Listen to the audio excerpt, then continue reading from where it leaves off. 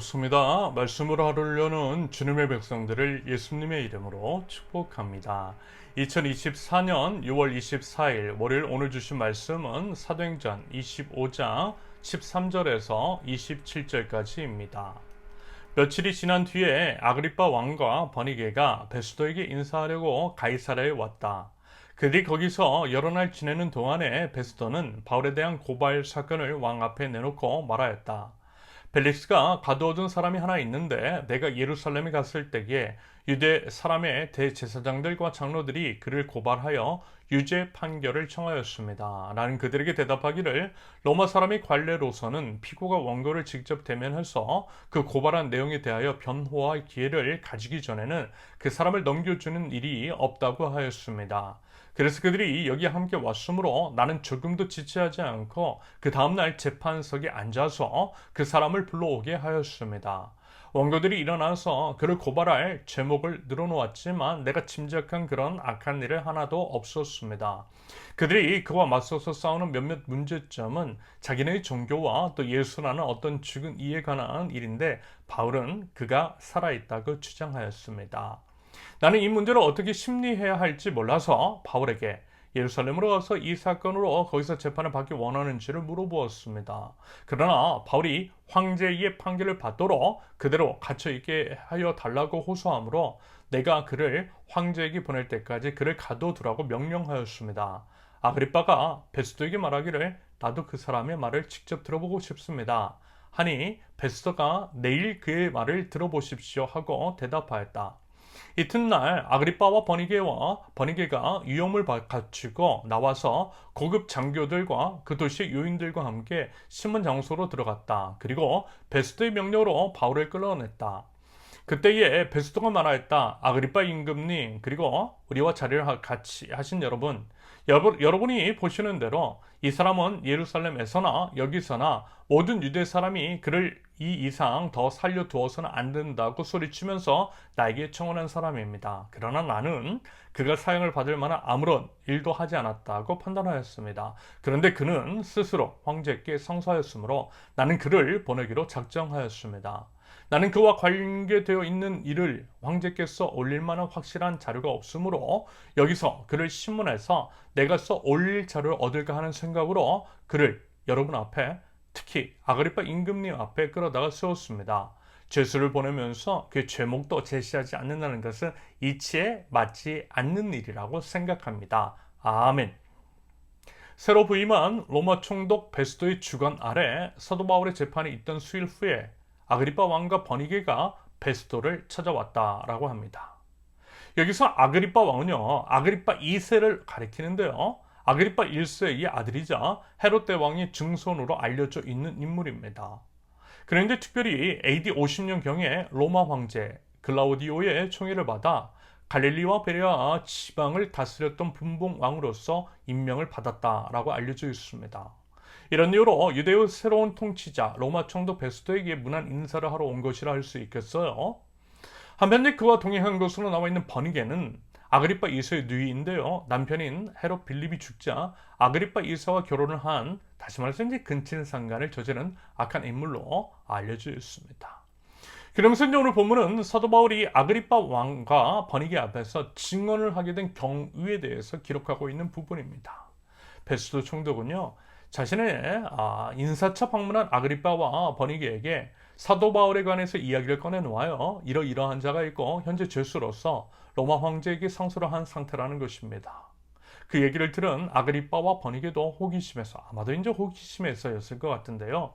그들은 사도 바울을 보고 싶었던 것 같습니다. 그러자 베스도는요. 일종의 공청회를 열어요. 아그리빠 왕과 버니게 그리고 천부장들과 소위 지위가 높은 자들을 모아놓고서 말입니다. 총독 베스도는 이와 같은 자리를 마련한 것에 대해서 간략하게 설명하는데요. 이렇게 이야기를 하고 있어요. 26절 보면 나는 그와 관련되어 있는 일들을 황제께서 올릴 만한 확실한 자료가 없으므로 여기서 그를 신문해서 내가 써 올릴 자료를 얻을까 하는 생각으로 그를 여러분 앞에 특히 아그리빠 임금님 앞에 끌어다가 세웠습니다.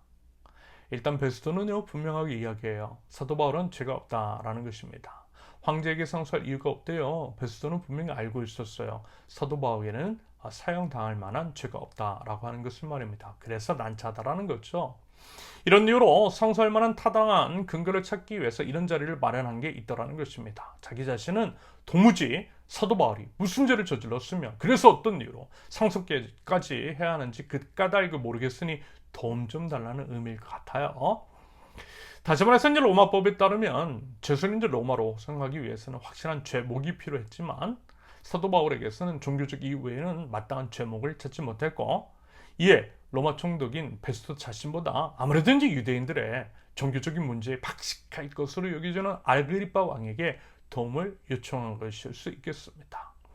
여기서 이제 우리가 알 수 있는 것, 주어진 본문을 통해서 적용적으로 살 수 있는 것은 이런 게 아닐까 싶어요. 하나님 나라 복음을 증거하다 보면요, 참으로 이제 다양한 사람들, 때로는 우리 형편과 수준과 지위 같은 것과 다른 처지에 있는 사람들을, 그런 다양한 사람들을 만날 수 있게 되더라는 거죠. 예를 들어, 그럼 사도 바울이 언제 로마 총독을 만날 수 있을 것이며, 아무리 이제 분봉 왕이라고 하지만 아그리빠와 같은 사람을 만날 수 있는 기회를 얻을 수 있었겠느냐라는 것입니다.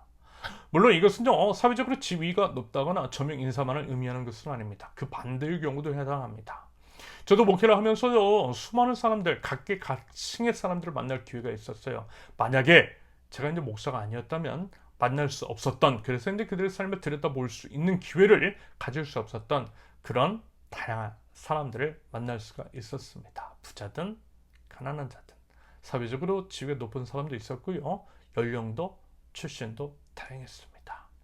그럼 여러분, 결국 이것들을 통해 말씀하시고자 하는 하나님의 뜻은 과연 무엇일까요? 당연히 때를 얻든지 못 얻든지 기회가 닿는 대로 만나는 사람들에게 복음을 전해야 하고 또 전할 수 있다라는 의미, 그리고 그에 대한 준비를 하라시는 의미일 수 있겠어요.